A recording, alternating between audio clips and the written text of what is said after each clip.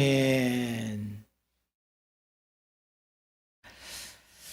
우리는 이제 한 해를 보내고 새해를 맞이하는 송구 영신 예배를 드리고 있습니다. 새해가 되면 우리가 서로 인사하잖아요. 새해 복 많이 받으세요 하고 인사를 합니다. 새해 더 건강하세요. 새해 더 성공하세요. 이런 인사를 하게 되죠. 근데 우리는 한 번 더 질문을 해야 됩니다. 내가 새해 복 많이 받고 새해 더 잘 되려면 내가 어떻게 살아야 되나 라는 것을 한 번 더 질문을 하고 생각을 해야 하는 것입니다. 하나님께서 저에게 요즘에 주시는 말씀, 또 강력하게 저에게 도전하는 말씀은 뭐냐면은 성령으로 살라라는 것입니다. 26년도 여러분들이 더 복 받기를 원하고 성공하기를 원하고 더 잘 되기를 원하면 여러분 능력이나 경험이 아닌 오직 성령으로 살아가는 삶이 되기를 주님의 이름으로 축복합니다. 그래서 저는 오늘 요셉의 삶을 통해서 성령으로 살아가는 것이 얼마나 중요한가. 요셉은 성령으로 산 사람이고 그래서 마침내 복을 받고 성공한 사람입니다. 그래서 오늘 요셉의 삶을 통해서 성령으로 살아가는 것이 왜 중요한지, 또 성령으로 살아가는 사람은 어떠한 특징이 있는지 함께 살펴보면서 은혜를 나누고 우리가 결단하고 도전받는 시간 되었으면 좋겠습니다. 첫 번째로 정말 우리가 성령으로 2026년을 살아가는 것이 중요한 것은 뭐냐면 성령의 사람은 늘 하나님의 임재 속에서 살아가는 거예요. 모든 상황 속에서. 사실 여기서 모든 상황이라는 것은 뭐 기쁜 일도 있지만 오늘 요셉의 경험을 보면 고난의 때, 어려울 때 하나님의 임재 속에서 하나님과 함께하는 삶을 사는 것이 바로 성령으로 살아가는 사람이에요. 오늘 1절 말씀에 보면은 이제 요셉이 형들에게 팔려서 애굽으로 팔려갔지요. 그래서 이제 보디발이 그 이스마엘 사람 손에서 요셉을 샀다라고 1절에서 말씀하고 있어요. 이제 요셉은 돈을 주고 또 장사 노예상에서 보디발의 손에 넘겨진 것입니다.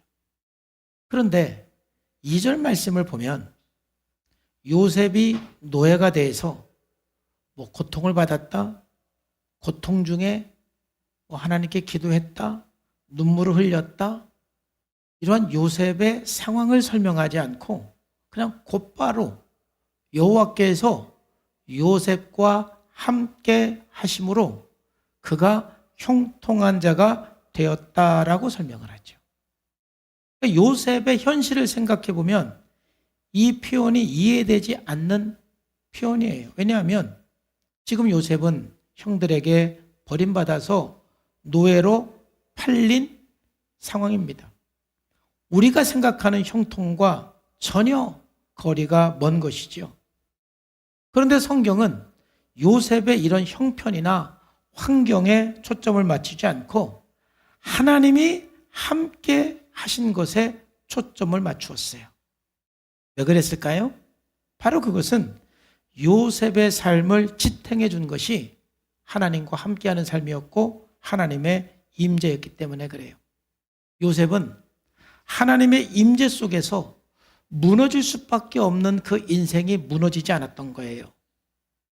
우리 인생이 무너지지 않으면 반드시 복받고 성공을 경험하는, 형통을 경험하는 삶이 될 줄로 믿습니다. 그래서 여러분, 성령의 사람은 어떤 사람이냐면은 어떤 환경과 상황을 두려움으로 반응하지 않고 오히려 성령의 임재 속에서 살아가는 거예요. 저와 여러분들이 하루하루 살아가면서 어려운 일도 만나고 좋은 일도 만나지만 그 모든 그 환경에 내가 두려움으로 반응을 한다면 우리는 형통하기가 어려워요. 그런데 어떤 상황 속에서도 하나님의 임재 속에서 우리가 삶을 살아갈 때 우리는 분명히 형통한 거예요. 형통하다라는 것은 두 가지 의미로 생각할 수 있어요. 소극적으로는 어떤 상황 속에서도 포기하지 않고 무너지지 않는 삶을 말할 수가 있고, 적극적으로는 하나님의 뜻을 이루어가는 과정을 형통하다 말하는 거예요. 요셉은 하나님이 함께함으로 말미암아서, 하나님의 임재 속에 살아감으로 말미암아서 그는 무너지지 않았어요. 절망 속에서도 그는 무너지지 않았어요. 우리가 읽은 것처럼 요셉은 노예로 팔려갔죠. 인생의 희망이 끊어지는 것입니다. 꿈꿀 수 없는 상황인 것이죠. 그럼에도 불구하고 그는 무너지지 않았어요. 설상가상으로 노예로 팔려갔다가 보디발의 아내 2명에 의해서 그는 옥에 갇히게 되었죠. 20절 말씀에 보면 요셉이 옥에 갇혔으나 그랬어요. 근데 여기에서도 똑같이 하나님이 함께함으로 형통했다라는 말로 또 표현하고 있어요. 생각해 보면 요셉은 계속해서 아래로 내려가는 인생을 살았던 거예요. 그럼에도 불구하고 하나님이 함께 했기 때문에 그런 상황 속에서도 무너지지 않았어요. 25년도를 생각해 보면 참 제가 감사한 것 중에 하나는 우리 성도님들 중에서도 참 무너질 수밖에 없는 너무너무 큰 고통 가운데 있는 성도님들이 계셨는데, 참 무너지지 않고 믿음 안에서 가는 걸 볼 때마다 너무 감사했어요. 반드시 형통의 날이 오게 될 줄로 믿습니다. 무너지지 말아야 돼요. 비결은 성령 안에 살고 하나님의 임재 속에 살아가는 것입니다.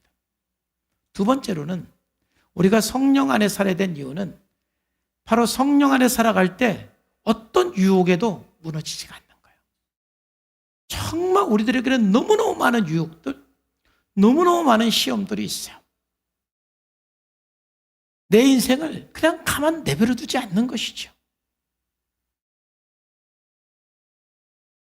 여러분들이 분노가 많은 사람들은 여러분 주변에 화나게 하게 하는 사람들이 천지예요. 불안이 많은 사람들은 여러분들을 불안하게 하는 사람들이 천지에 깔려 있어요. 그게 다 여러분들을 유혹하는 거예요. 여러분들을 시험 들게 하는 거예요. 우리가 형통하고 하나님의 복을 누리려면 이 유혹의 순간에도 무너지지 않아야 돼요. 요셉이 무너지지 않은 비결은 성령 충만하고 임재 속에 살았기 때문에 그런 거예요. 요셉 보디발의 아내가 계속해서 요셉을 유혹했을 때 요셉이 뭐라 하겠습니까? 이 집에 나보다 큰 이가 없으며 주인이 아무것도 내게 금하지 아니하였어도 금한 것은 당신뿐이니 당신은 그의 아내임이니라. 그런즉 내가 어찌 이 큰 악을 행하여 하나님께 죄를 지켰습니까? 이런 고백을 해요.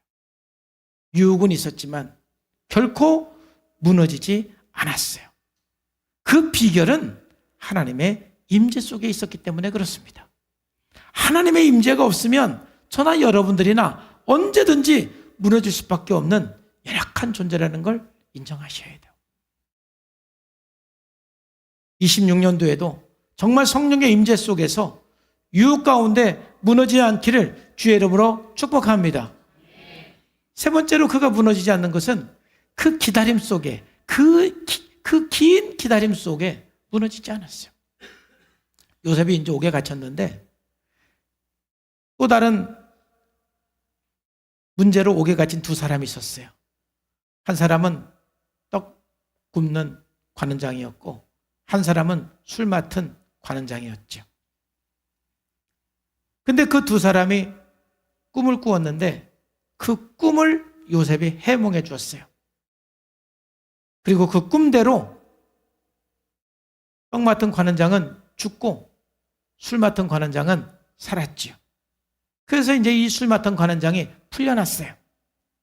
그때 이 요셉이 그 술 맡은 관원장에게 부탁을 했습니다.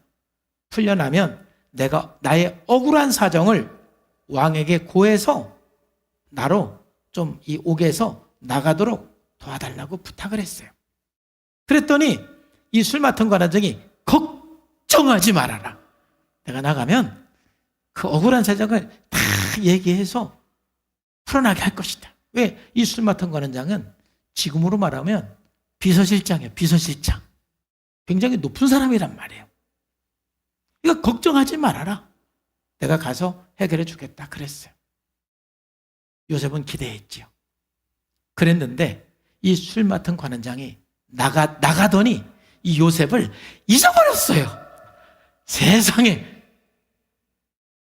사람이 언제 힘드냐? 이제 나갈 수도 있겠다라는 기대감이 있었는데, 기대감이 없으면 힘들지도 않는데, 기대감이 있었는데 그 기대감이 무너질 때 얼마나 힘듭니까? 그럴 때 무너지는 거예요. 기다릴 만큼 기다렸는데 안 됐어요. 이번에는 저 사람이 도와준다고 그래서 될 줄 알았는데 안 됐어요.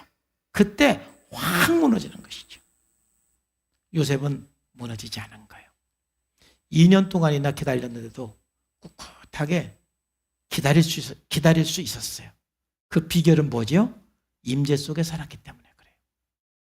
하나님과 함께 살았기 때문에 그런 거예요. 하나님과 함께하고 성령의 임재 속에 거할 때 우리는 결코 무너지지 않고 반드시 형통의 그날이 오게 될 줄로 믿습니다. 여러분, 다니엘도 마찬가지였죠. 이 다니엘도 하나님께 기도하고 하나님께 경배하면 사자굴 속에 들어간다라는 그러한 명령이 있었음에도 불구하고 그는 그 명령보다 하나님의 임재를 더 의식을 했어요. 그 죽음의 환경보다, 사자굴 속에 들어간다는 그 환경보다, 그 상황보다 하나님의 임재를 더 의식해서 그는 금지령이 내려진 상황 속에서도 하루에 3번씩 기도를 멈추지 않았어요. 왜냐?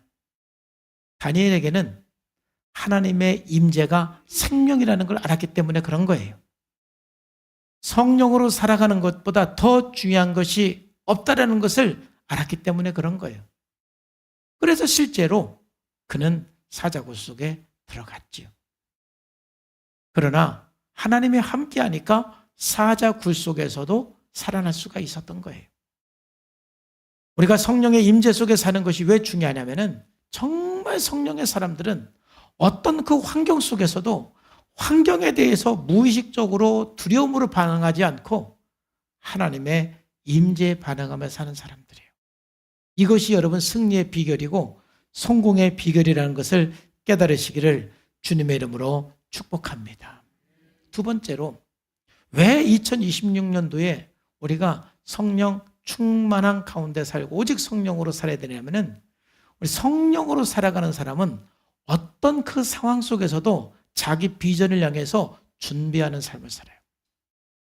저와 여러분들이 성령 안에 살아갈 때 2026년도는 성령 안에서 여러분의 삶을 준비하는 삶이 될 줄로 믿습니다. 요셉의 인생을 통해서 너무너무 멋지고 아름다운 것은 첫 번째로 임재 속에서 무너지지 않은 것도 너무너무 아름답고 존경스럽지만 두 번째로는 도저히 꿈꿀 수 없는 불가능한 그 상황 속에서도 꿈을 잃지 않고 그 비전을 이루기 위해서 한 걸음 한 걸음 준비해 나갔다는 것입니다. 참 대단한 것이죠. 성령의 역사가 아니고는 할 수 없는 인생이에요. 그래서 시편 105편 19절, 17절, 19절까지는 요셉의 그 고난의 기간을 어떻게 설명했느냐면은 한 사람을 앞서 보내셨으며 요셉이 종으로 팔렸도다. 그 발이 착고에 상하며 그 몸이 쇠사슬에 매였으니 곧 여호와의 말씀이 응할 때까지니라. 그 말씀이 저를 단련하였도다 그랬어요. 바로 노예로 살고 옥에 갇혀 있는 그 기간을 시편에서는 어떻게 설명하냐면 연단의 기간, 준비의 기간으로 해석을 하는 것입니다. 요셉은 노예로 살아갈 때 그리고 옥에 있을 때 그는 자기의 꿈을 위해서 준비했던 것입니다. 다시 말해서 그는 노예로 팔려갔지만 꿈까지 팔린 것은 아닙니다. 요셉은 창세기 37장에 보면은 하나님께서 준 꿈을 분명히 가졌습니다. 하나님께서 10볕단이 자기에게 절하는, 곡식단이 절하는 꿈을 꾸었어요. 그리고 해와 달과 별이 본인에게 절하는 꿈을 꾸었죠. 요셉은 이 꿈이 자기의 상상이 아니라 하나님께서 주신 꿈이라는 것을 분명히 믿었어요. 문제는 하나님께서 요셉에게 꿈은 주었지만 그 꿈을 꾼 후에 오히려 형들에게 미움받고 노예로 팔리고 누명 써서 감옥 생활을 하게 됐어요. 정말 이해할 수 없고 감당할 수 없는 고난이었죠. 이 정도면 누구나 꿈을 포기하는 게 당연합니다. 꿈은 고사하고 분노와 우울증과 복수심에 사로잡혀 사는 것이 정상이라고 할 수도 있어요. 그런데 요셉은 이런 상황 속에서도 노예가 되었을 때도 그는 꿈을 놓지 않았어요. 옥에 갇혔을 때도 그는 결코 꿈을 놓지 않았어요. 오히려 그 꿈을 이루기 위해서 준비했던 것이죠. 그는 정말 노예로 살아가면서 가정 총무로 가정을 관리하도록 모든 정권을 보디발에게 이렇게 부탁을 받았는데 그 일을 하면서 그는 하나님께서 나를 사용하시려고 나를 준비시키는 거야. 이런 마음을 가지고 기쁜 마음으로 그 일을 했을 거예요. 그렇기 때문에 성경에서는 그가 요셉에게 자기의 집과 그의 모든 소유물을 주관할 때부터 오히려 그 집이 더 잘되기 시작한 거예요. 또 22절에서도 그가 옥에 들어갔을 때 얼마나 성실하게 살았는지 간수장이가 옥중의 죄수를 다 요셉의 손에 맡겼어요. 이게 말도 안 되는 것이죠. 죄수에게 죄수를 다 맡겼어요. 그리고 나서 이 간수장이들이 전혀 신경을 안 썼어요. 왜냐하면 요셉이 일 처리를 너무 잘했기 때문에 그런 것이죠. 여러분 생각해 보세요. 요셉이 팔려오기 전에 무슨 경력이 있는 사람입니까? 오히려 아버지에게 과보를 받아서 천지구분 못하는 사람이었어요. 분위기 파악 못하는 사람이었어요. 그래서 형들이 잘못하는 거 괜히 아버지한테 고자질해가지고 형들에게 미움받아서 인신매매 당한 사람이 요셉이었어요. 그리고 이 노예로 팔렸을 때 요셉의 나이 17살이었어요. 그러니까 이 요셉이 뭔가 팔리기 전에 무슨 경력사원이 아니란 말이죠. 어찌 보면 아무것도 경력이 없고 못하는 사람이었어요. 형들은 양이라도 쳤어요. 요셉은 그냥 집에서 채속옷이나 입고 사랑만 받았던 사람이에요. 그런데 이 요셉이 노예로 탁 팔려서 그 집안에 엄청난 그 총무의 일, 집사의 일을 맡겼을 때 그는 그 일을 잘 해냈단 말이죠. 그리고 감옥에 가서 그 옥중에 재반일을 다 맡겼을 때 그는 그 일을 잘 해냈단 말이죠. 여러분 그 일을 잘 해냈다는 것은 일을 맡겨줬을 때 그 일을 잘하기 위해서 굉장히 노력했다라는 뜻이에요. 처음부터 일 잘하는 사람은 없어요. 일을 맡겨보면은 일 잘하는 사람은 정말 준비를 많이 합니다.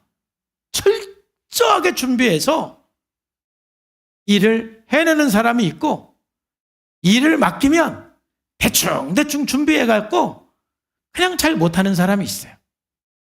요셉은 아무 경력도 없고 경험도 없고 나이도 어리고 그런 삶이었지만은 오히려 노예로 팔려가서 그가 요셉의 가정의 총무로 하고 그 죄수들을 맡은 그 모든 일을 감당할 때 그는 철저하게 준비해서 그 일을 잘 해냈단 말인 것이죠. 그 비결은 노력한 것입니다. 준비한 거예요. 철저하게 준비한 것입니다.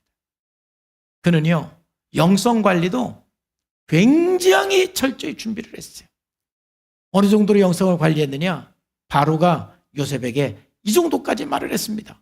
바로가 그 신하들에게 이르되 이와 같이 하나님의 신이 감동한 사람을 우리가 어찌 얻을 수 있으리요? 39절 다 같이 한번 읽어볼까요? 시작. 요셉에게 이르되 하나님이 이 모든 것을 내게 보이셨으니 너와 같이 명철하고 지혜 있는 자가 없도다. 지금 바로 왕이 요셉에게 한 말이죠. 요셉은 하나님 앞에 정말 준비한 사람이요.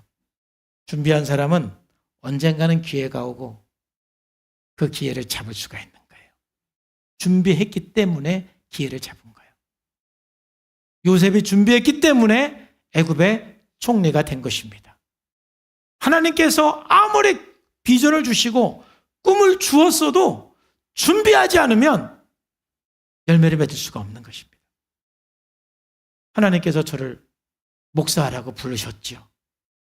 그러면 그날부터 잠만 자고 아무것도 안 해도 제가 훌륭한 목사가 되느냐? 아니지요. 하나님이 저를 목사로 부르셨으면 그때부터 철저하게 준비해야 하나님 앞에 쓰임받는 거예요.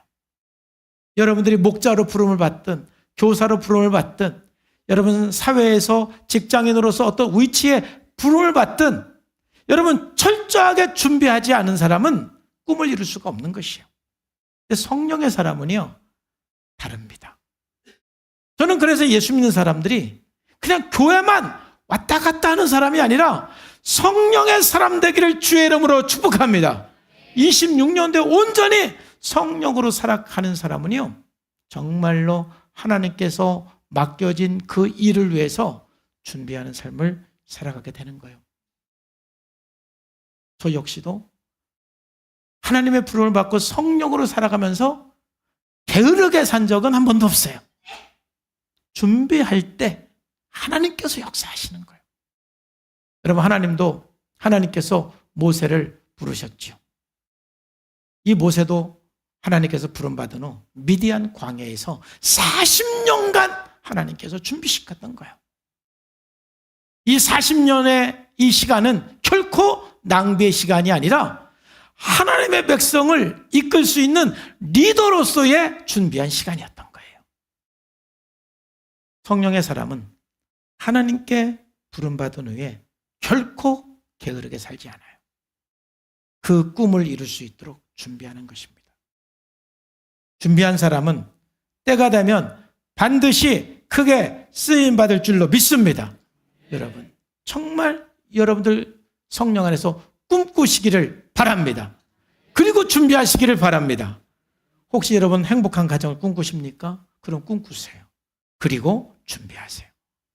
여러분 인생의 후반전 하나님께 주시는 꿈을 가지고 꿈꾸시기를 주님의 이름으로 축복합니다. 그리고 준비하세요. 성령으로 살아가는 사람들은 꿈이 보이지 않아도 꿈을 꾸고 꿈을 향해서 준비하는 사람들이 성령의 사람이에요. 그렇기 때문에 형통한 것입니다. 그렇기 때문에 복을 받고 그렇기 때문에 쓰임받는 것입니다. 지금 당장은 꿈이 내 현실에서 멀어 보여도 환경 탓하지 말고 꿈을 꾸면서 준비하시기를 주님의 이름으로 축복합니다. 이건 여러분의 의지로만 될 수 있는 건 아닙니다. 성령으로 살 때 가능한 것입니다. 마지막으로 이 성령으로 사는 것이 왜 중요하냐? 결국 성령으로 사는 사람은 마침내 사람을 살리는 자리에 있게 돼요. 마지막 우리의 종착역이기도 하고 하나님께서 마지막으로 인도하는 것은 나를 통해서 수많은 사람을 살리는 그 자리로 인도함 받게 되는 것입니다. 이게 하나님께서 우리들에게 주신 가장 큰 축복입니다.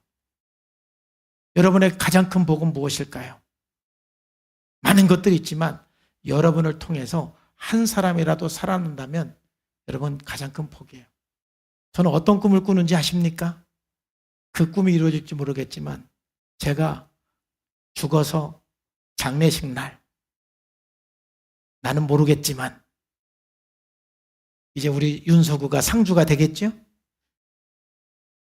상주한테 와서 내가 자네 아버지 때문에 참 많이 성장하고 새로운 인생을 살았어. 이렇게 인사하는 사람 100명만 있었으면 좋겠어요. 할렐루야. 우리 성산교회 교인만 인사해도 되긴 되는데 내가 자네 아버지 때문에 난 죽은 거야. 이건 서구한테 하는 거지. 서구 석주한테, 우리 아이들한테. 내가 자네 아버지 때문에 참 내 인생이 큰 복이 됐어. 여러분, 이것보다 더 큰 복이 있어요? 그렇게 말하는 사람 100명만. 여러분도 그 꿈을 꾸세요. 여러분 장례식장에 여러분 자네에게 내가 자네 엄마 때문에, 내가 자네 아버지 때문에. 제가 왜 이 꿈을 꾸기 시작했냐면은 제가 우리 어머님 돌아가시고 나서 그 얘기를 많이 들었어요. 나도 깜짝 놀랐어요. 나는 모르는 사람이에요. 그러면 이제 어디 이제 시장에 가서 같은 동네 사람이니까 저 여기 목동리서 왔시요. 그래야 하나도 깎아줄까봐 얘기하면 누구요? 그러면 우리 어머님이 잘하실 때이거든. 잘하실 때. 저 잘하실 때 막내 아들이에요. 이제 그런단 말이죠. 잘하실 때 막내 아들이요? 하면서 내가 자네 엄마한테 참 신세 많이 졌네. 난 깜짝 놀라는 거예요. 여러 사람한테 그 얘기를 들었어요. 참 우리 엄마 멋지게 살았다. 참 우리 엄마 아름답게 살았다. 이런 생각이 드는 거예요. 최고의 복은 정말 여러분들이 참 많은 것을 얻고 갖는 것도 복이지만 여러분을 통해서 누군가가 살아나고 누군가가 회복이 되고 누군가가 잘 되는 것보다 더 큰 복은 없는 거예요. 그러니까 요셉도 그 고백을 하는 거예요. 당신들이 형님들에게 얘기하는 거지요. 나를 이곳에 팔았으므로 근심하지 마소서, 한탄하지 마소서. 하나님이 생명을 구원하시려고 나를 당신들 앞서 보냈습니다. 참 놀라운 고백이에요. 요셉이 형들을 만났을 때 자기 억울한 걸 얘기할 수도 있고 복수할 권리도 충분히 있었지만, 그러나 그는 형님들, 하나님이 나를 이곳에 보낸 것은 생명을 살리려고 나를 이곳에 보낸 거예요 라고 말하는 거예요. 요셉이 총리가 됐을 때 깨달은 사실이 아니라 성령으로 살면서 그는 깨달은 거예요. 요셉이 총리가 됐을 때 그는 어떤 생각을 했을까요? 야, 내가 성공했다, 이런 생각보다는 요셉이 딱 총리가 되는 순간 이 자리는 하나님이 우리 가족을 살리라고 주신 자리이고 우리 민족을 살리라고 주신 자리이고 열방을 살리라고 주신 자리라는 무거운 사명감을 가질 수밖에 없었어요. 그냥 내가 출세했다라고 기뻐하기보다는 그런 무거운 사명감이죠. 여러분들이 승진을 했을 때, 높은 자리에 올라갔을 때, 야, 내가 성공했다, 이 기쁨보다 이 자리는 더 많은 사람들에게 축복의 통로가 되라는, 더 많은 사람을 살리라고 하나님께서 나에게 보내주신 자리야. 이 사명을 먼저 생각하는 것이죠. 요셉은 이 자리는 하나님이 생명을 구원하라고 나를 보내준 자리입니다 라고 그는 고백한 것입니다. 성령의 사람은 마지막 하나님께서 어느 자리로 인도하느냐면 사람을 살리는 자리로 성령님께서 인도하시는 것입니다. 여러분, 에스더도 그렇죠. 에스더가 왕후가 되었는데 그는 왕후가 된 것을 어떻게 고백을 합니까? 네가 왕후가 된 것은 자기 영광을 위한 자리가 아니라 이 나라를 위한 살리기 위함이 아니냐. 이때를 위하여 네가 왕후가 된 것이 아니야. 모르드게가 얘기를 했죠. 바로 이 모르드게나 이 에스더는 이 왕후가 자기가 된 것은 이 민족을 살리기 위한 사명의 자리라는 것을 알게 되었어요. 그리고 그는 내가 죽으면 죽으리다 하고 왕 앞에 나가게 된 것이죠. 바로 이게 성령의 사람인 거예요. 성령의 사람은 마지막 살리는 자리로 간다. 그래서 26년도 우리는 온전히 성령의 사람이 돼야 돼요. 저는 정말 이 말씀을 다시 한번 묵상하면서 요셉의 인생에서 가장 위대한 순간은 언제일까를 한번 생각을 해보니까 그가 애굽의 총리가 된 날이 아니라 총리가 되기 이전에 자신의 상처를 사명으로 해석한 그 순간이 정말 요셉에게 가장 위대한 순간이 아니었을까. 그게 깨달아진 순간이 있었어요. 누가 이런 깨달음을 깨달을까요? 성령의 사람이 깨닫게 되는 거예요.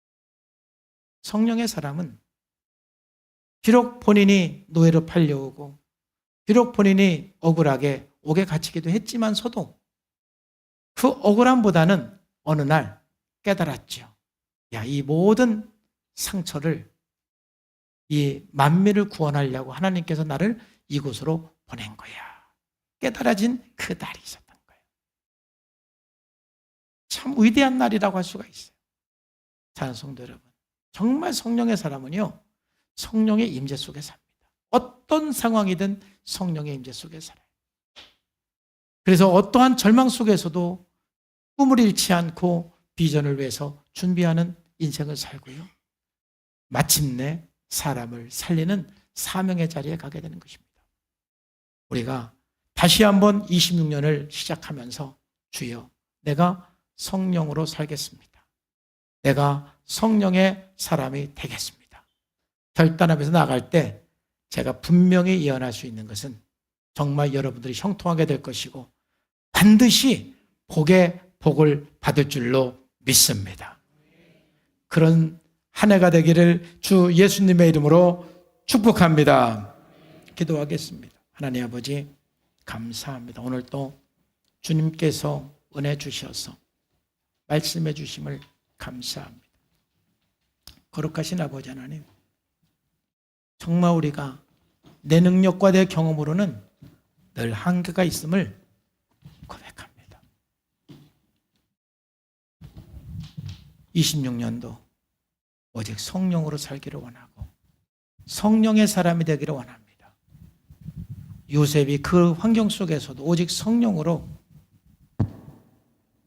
형통하고 하나님의 복을 누린 것처럼 또 수많은 우리 믿음의 선배들이 오직 성령의 삶으로서 하나님이 주신 형통을 누린 것처럼 우리 26년도가 오직 성령으로, 오직 성령 충만으로 살아가는 한 해가 되어서 하나님이 함께함으로 형통한 한 해가 되게 하여 주옵소서.